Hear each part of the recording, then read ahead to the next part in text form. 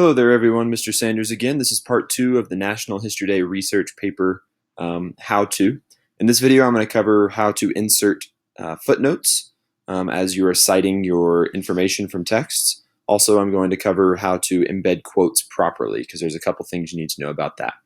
I'm also going to show you a technique for making your life easy when doing this. It's something I learned in college. So before we start, I want to point out that the rulebook says citations are required, essentially. So somewhere in your text, as you're including your information, you need to cite your sources in a way that your reader can go, oh, I'm going to go look at what source this came from. Also, there's two different types of information that get cited. One are, of course, direct quotes. You pull something word for word, you put quotes around it, you cite it. Also, though, if you pull big ideas or specific ideas out of something, like information that's not common knowledge out of something, that needs to be cited as well. So you're going to be citing quotes and things that are not quotes. So there's quite a bit of citations you'll be using.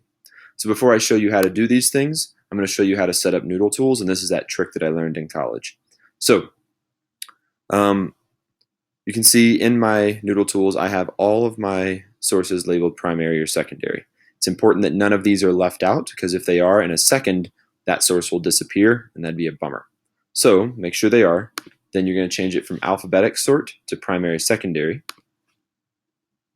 And now you can see all my primaries are here, secondaries are here in alphabetical order. Now I'm going to get it to create a Google Doc in my drive of my sources by clicking print export and then print export to Google Docs. It's going to ask me to choose an account. That's because it's putting a document in my drive. So as it's creating this, I'll explain. This document, I would use it not as your final document for your works cited or your bibliography. I would use this as kind of like a working document so that you can get your sources into your footnotes, and that it's not a formatting nightmare for you. So what I do is I call this document footnotes, and I would organize it into my NHD folder, somewhere where I can always access it.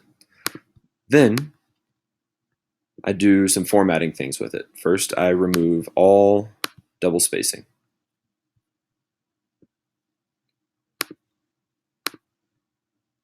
Turn it to single space. Then I get rid of anything that is an annotation. So bear with me here while I get this set up so you can see how easy this makes it later on.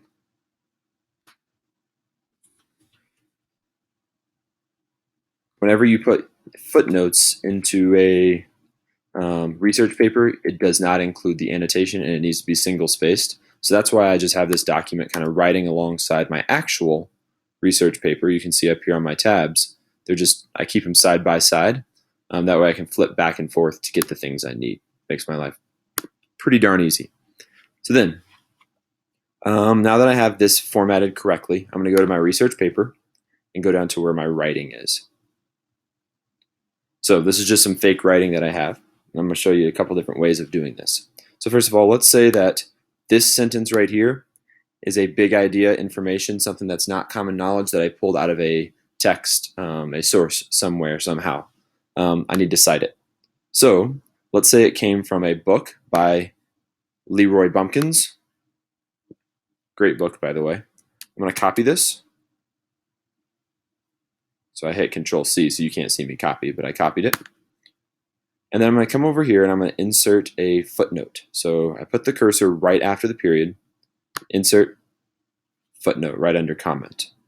When I click it, it throws a 1 down here and a 1 right up here. So telling my reader, hey, go check out the source where I got this information. Then I'm going to paste my citation there, and that's how it works. Now Google Docs has it set up so that you can just put a number 2 in. So let's say this was a quote pulled from a book by Geoffrey Sanderson. I'm going to copy it, come back over here, insert a footnote, and paste it.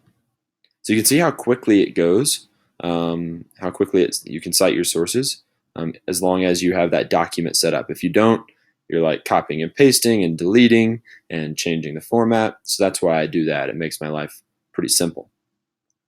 So notice that this was a quote, this was not, but both get a footnote and both come right after the punctuation. Okay. So there's two things you need to know moving forward with these. Let's say this book right here, the Leroy Bumpkins one. Let's say later on in your paper on page 3, you use it again. You're not going to, after that information on page 3, put a 1, because then they would have to come all the way back to this page to see 1, because you should know that as you continue on, it's just going to continue counting up. So on this page, it'll be, I don't know, source 5, 6, 7. What you're going to do is you'll just put it in sequence, and it might be source 5 on the next page. So this citation might appear here on this page and multiple times later on if you pull information to use in your paper at those places, which is very common.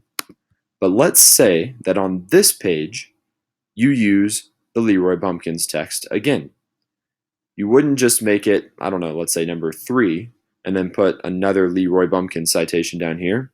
Instead, you have to do a little trick to get number 1 in there. So what you do, let's say this huge quote right here came from that Leroy Bumpkins text. I'm going to put the cursor here, but I'm not going to go up and hit insert footnote, because then it would put in number 3 for me, and I don't want that. Instead, I'm going to put in number 1, because it's source 1, highlight it, and I'm going to go to format and superscript. Superscript adds the number just above it. So it turns it to a superscript 1.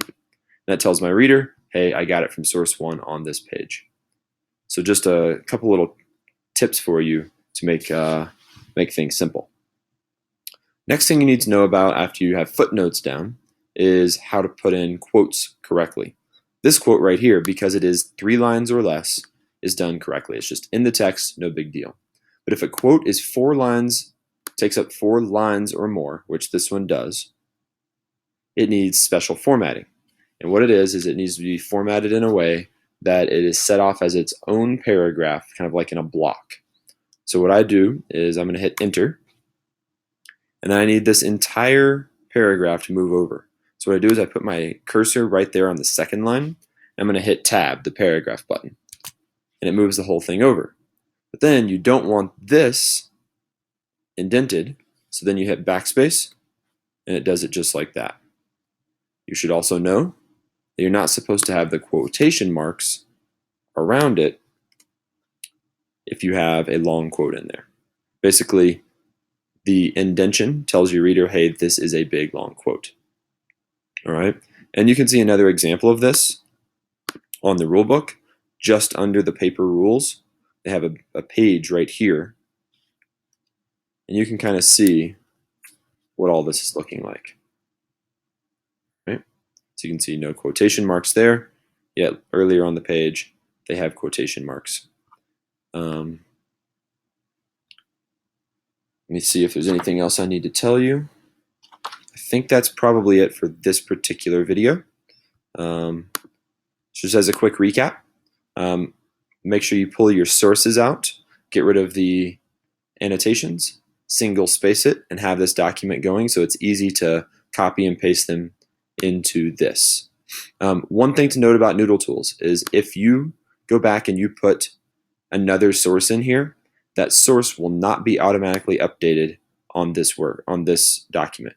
You're gonna have to go back through that same process of sorting it primary, secondary, and printing, exporting to your Google Doc, and it'll create a new Google Doc. That would be the new updated one. Okay, so have this document going.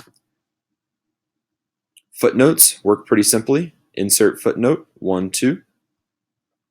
They appear down here. And quotes, if it's 4 lines or more, need to be indented. That's about it. Hopefully that answers some of your questions. Please watch the next video for a few more details on how to pull off the paper in a high-level way. Thanks.